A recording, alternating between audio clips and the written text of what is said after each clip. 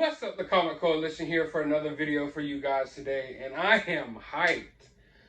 I am freaking hyped. Never in a million years did I think we would see something like that on television. I just got done watching the Falcon and Winter Soldier, and man, oh man, that opening action scene, like, come on, look. Honestly, ask yourself, did you ever think you would sit down and watch a TV show with that level of action? Like, it blew everything out of the water that I think any of us has ever seen on TV. And that's after watching 2 years, or not 2 years, but 2 seasons of The Mandalorian. And none of the big action set pieces and scenes in that show can compare to just the opening sequence of The Falcon and Winter Soldier. And I'm glad they opened it up that way, because I know a lot of fans, a lot of MCU fans, and just fans in general, are jonesing for some MCU action. And we didn't really get it in WandaVision, and I didn't mind that. You know, I liked WandaVision for what it was, but it was clear that a lot of people were ready for some MCU action, and the show just goes ahead and right off the bat, just it sets up the tone and lets you know, like, this is the level of action you're going to get from the show. I'm sure it'll get even crazier, but, like, it set the bar pretty high, you know? And speaking of the tone of the show is like the Winter Soldier, like Cap 2.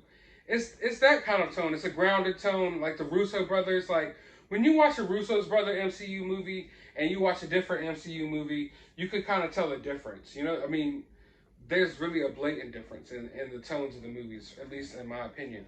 Here, this looks like it was a Russo brothers tone type of to the show, which I appreciated. I feel like some of the best MCU projects are the more grounded projects. Like my favorite MCU movies were like Civil War and Cap 2. And yeah, I know Civil War has a lot of heroes running around fighting each other, but it was more grounded in a way. You know, I mean, it's just something about the tones of those movies were more serious and stuff, and I enjoyed them, definitely. But yeah, it kicks off with some great action. But after it kicks off with that great action, it gives you a chance to really sit with these two characters. You sit with these two characters and you see where they're at in life right now. Not just where they're located on the map, but you see where their heads are at and stuff for a second. One of my favorite parts of the show was the interaction between Bucky and his psychiatrist. I thought that was really hilarious and fun.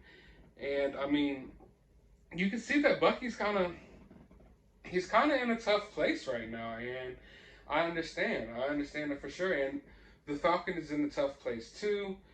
Another part, what I really loved about the show is that you see them actually talking about some financial struggles. Like, how do you guys get paid? Like, you know, the guy at the bank asked Falcon, like, how do you guys make money and stuff like that? And that really resonated with me, because my favorite comic book eras, like, even though I may have not have been alive at the time, but like the Stan Lee and Steve Ditko, like the original runs of Spider-Man and stuff, where these characters were really grounded. Like, not only did they have it, like, you know, regular, like Peter Parker would have his little issues at high school, but he had struggles paying rent.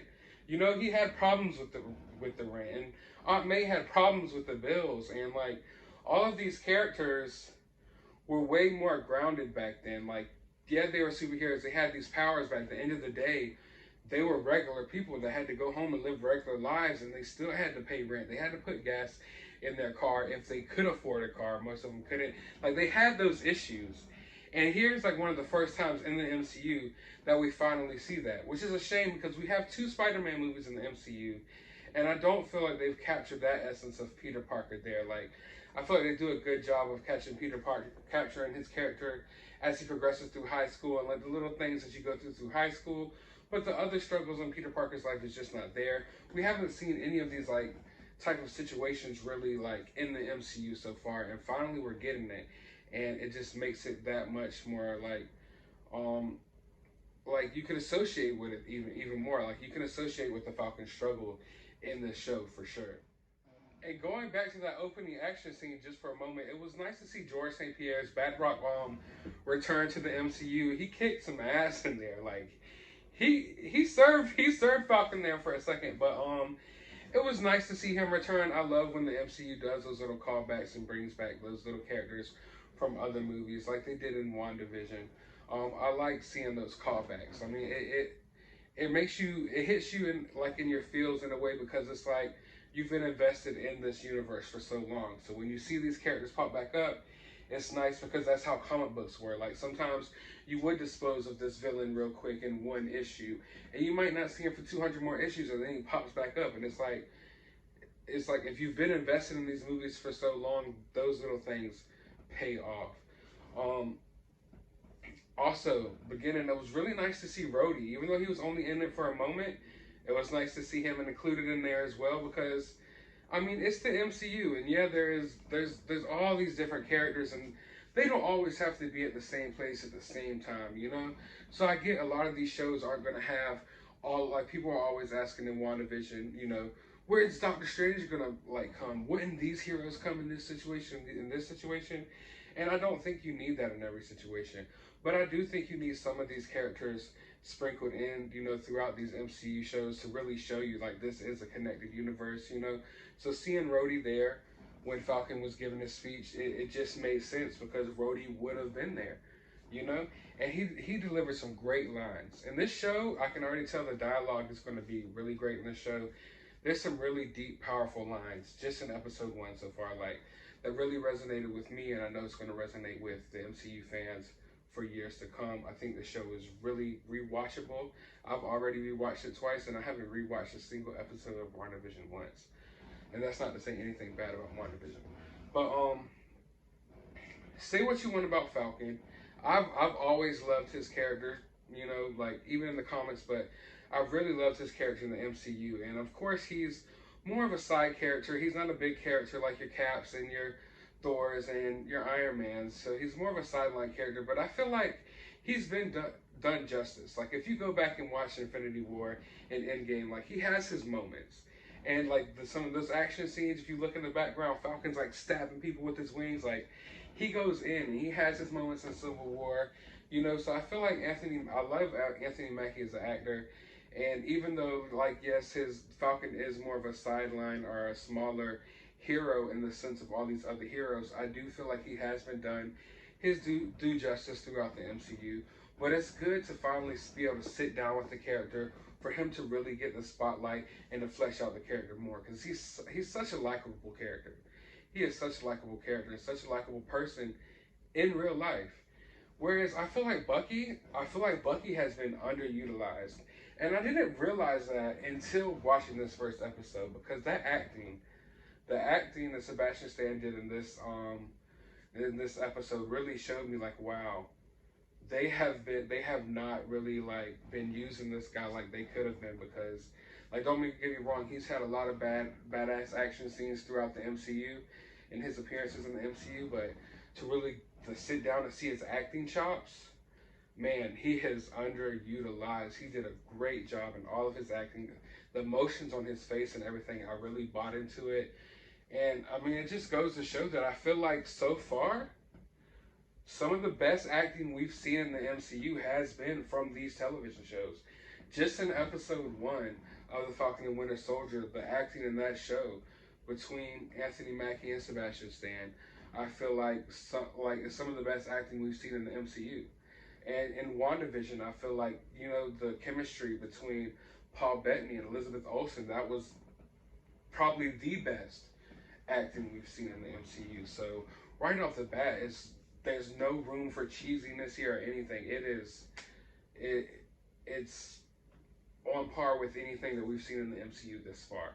Now, of course, it's not world-bending, crazy Thanos action, you know, as far as like, you know, like the stakes aren't going to be that high, I don't believe, in the show, but the groundedness really, I feel like we're, just wait, like just wait until Falcon and the Winter Soldier like come together. I feel like it's going to be epic. But yeah, so far, I'm really digging the show. The Flag Smashers come in, and we get a sense that these aren't no regular human beings. I don't know, you know, what they are, like what type of powers they have. But they're obviously got some super strength there, so that's going to be cool to set up to see in the future. to see what goes on with that, because we know Falcon doesn't really have super strength or those type of powers. So dealing with that, it's gonna get crazy. It's gonna get crazy for sure. Another thing that is really apparent in this first episode as well is that the blip is going to be used as a story tool throughout the MCU for years to come, I believe. The blip isn't just something that's going to be forgotten about and left in the end game, you know, in that phase of the MCU. Like, the effects of it are definitely going to carry over, and I'm glad to see that. I'm glad to see that they're carrying on with that, because something that catastrophic and that crazy would affect your universe for years to come. You wouldn't just go past it, forget about it. It does have real world ramifications, and I'm glad they acknowledge that in this show. So yeah, all in all, it's an epic start. Oh, I have to touch on the ending, man. When that new cap, when they introduced that new cap, the Falcon didn't even have to say anything. Anthony Mackie, he didn't even have to say anything. The look of like being angry and just disappointed and just your heart dropping to the floor, like it was right there on his face and in his expression. I'm glad he didn't say anything. I'm glad, because that, just the way it ended, just seeing that devastation there was like, wow, man, that's pretty deep.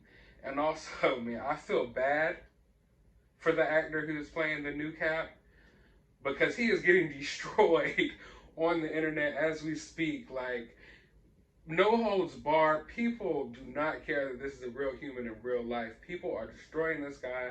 They're saying he looks like the guy from Up, and I'm not gonna lie, that last little glimpse that you get of him smiling, he looks weird in that mask and that suit. I don't know, but the internet is destroying him, and I feel so bad for him, because he's probably, you know, a good person in real life, and we don't even know, we might like his character in the future. But yeah, he is getting absolutely destroyed online right now. Just go look at the memes. But I hope you guys enjoyed this video. I hope you enjoyed episode 1. If you did, let me know what you liked about it in the comments below. If you hated it and you didn't like it, I would like to know why. Let me know down in the comments below as well. Hit that thumbs up button. Hit that subscribe button. I'm going to have a lot of new videos coming soon talking about the Falcon and Winter Soldier and different things as that. But as always, you have a good day, YouTube.